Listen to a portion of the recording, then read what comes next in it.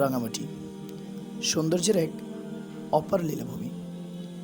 এই মহাবিশ্বের ছোট্ট এই গ্রহের ছোট্ট একটি দেশ বাংলাদেশ, আর তারই একটি ছোট্ট জেলা রাঙামাটি। ছোট্ট একটি জেলায় মহান রাব্বুল আলামিন কত শত সৌন্দর্য যে লুকিয়ে রেখেছেন তা আসলে বলে শেষ করার মতো না। চলুন তারই কিছু অংশ আজ আমরা ঘুরে দেখি।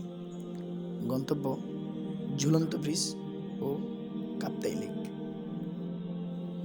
আমাদের যাত্রা শুরু হয়েছিল রাঙামাটি ডিসি অফিস থেকে।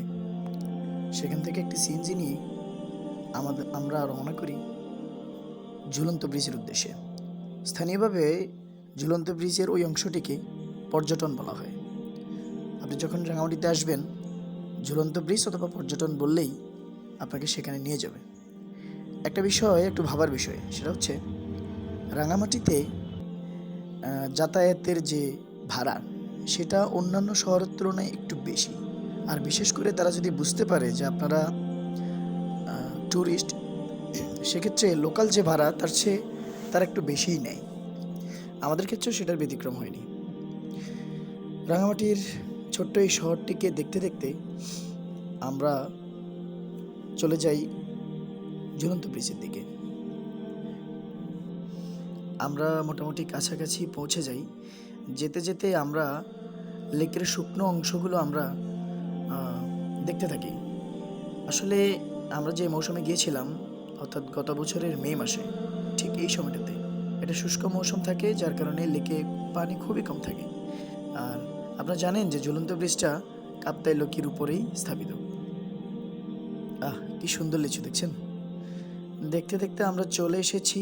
আমরা অলরেডি টিকিট কেটে আমরা ভিতরে প্রবেশ করেছি ঝুলন্ত ব্রিজের। এই যে দেখা যাচ্ছে আমাদের বহুল কাঙ্ক্ষিত ঝুলন্ত ব্রিজ। লেকে যদি পানি আর একটু বেশি থাকে, অর্থাৎ যে মৌসুমে পানি বেশি থাকে, তখন যদি আপনারা আসেন তাহলে সৌন্দর্যটা আমার মনে হয় দ্বিগুণ হবে, যদি আমি দেখিনি। যাই হোক, তবু এই স্বচ্ছ লেকের পানি, ছোট ছোট পাহাড় এবং লেকের পাড়ে ছোট ছোট বোট আর ঝুলন্ত ব্রিজ সব মিলিয়ে অসাধারণ।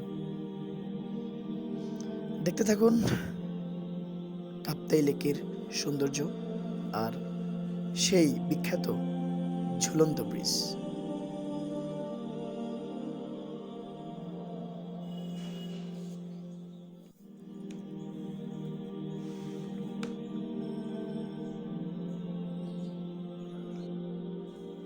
ব্রিজের উপর দিয়ে যখন হাঁটি মনে হয় যেন ব্রিজটা পড়ে যাবে ছিঁড়ে, কিন্তু আসলে তা না।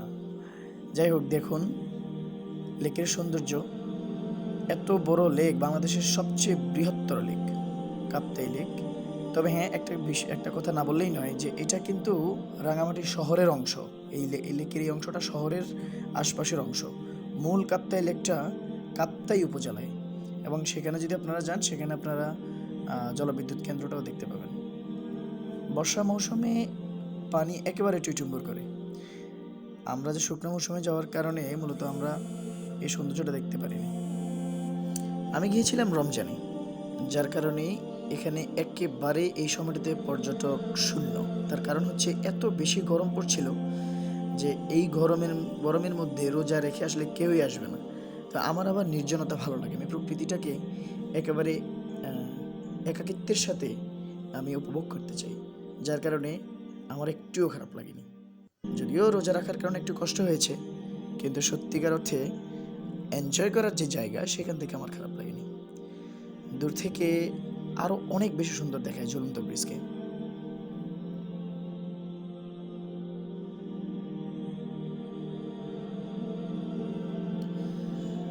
লেকে অর্থাৎ কাপ্তাই লেকটা রাঙামাটির অন্যান্য উপজেলার সাথে যোগাযোগের একটা সেতুবন্ধন। এই লেকের উপর দিয়েই ট্রলার এবং স্পিড বোর্ড, পাশাপাশি কিছু লঞ্চও চলে, যেগুলো পর্যটকদেরকে বিভিন্ন অংশ ঘুরে দেখায়। ঠিক এই অংশটা দেখে কেউ এই অংশটাকে সেন্ট মার্টিন ভেবে ভুল করবেন না। এত সুন্দর স্বচ্ছ নীল বর্ণের পানি সাধারণত সেন্ট মার্টিন ছাড়া আর কোথাও দেখা যায় না, কিন্তু কাপ্তাই লেক সেটার ব্যতিক্রম। বর্ষা মৌসুম ছাড়া অন্যান্য মৌসুমে শীতকালে এবং এই গ্রীষ্মকালে লেকের পানি একেবারেই স্বচ্ছ থাকে। আমি এই ঢেউগুলো উপভোগ করছিলাম, কি সুন্দর বালি আর হচ্ছে ঢেউ, যেন বিচ, একেবারে সেন্ট মার্টিন। দেখতে দেখতে আমরা ভিডিওর একেবারে শেষ প্রান্তে চলে এসেছি। আপনারা যারা রাঙামাটি আসবেন, যারা ঝুলন্ত ব্রিজকে আপনাদের যেই ঘোরাঘুরির প্রথম লিস্টে আপনারা রাখতে পারেন। যাই হোক, শেষ শেষ অংশে আমি এই স্বচ্ছ পানি দেখে আসলে আমি আর লোভ সামলাতে পারিনি, যার কারণে আমি এই পানি দিয়েই আমি আমার মুখ ধৌত করি।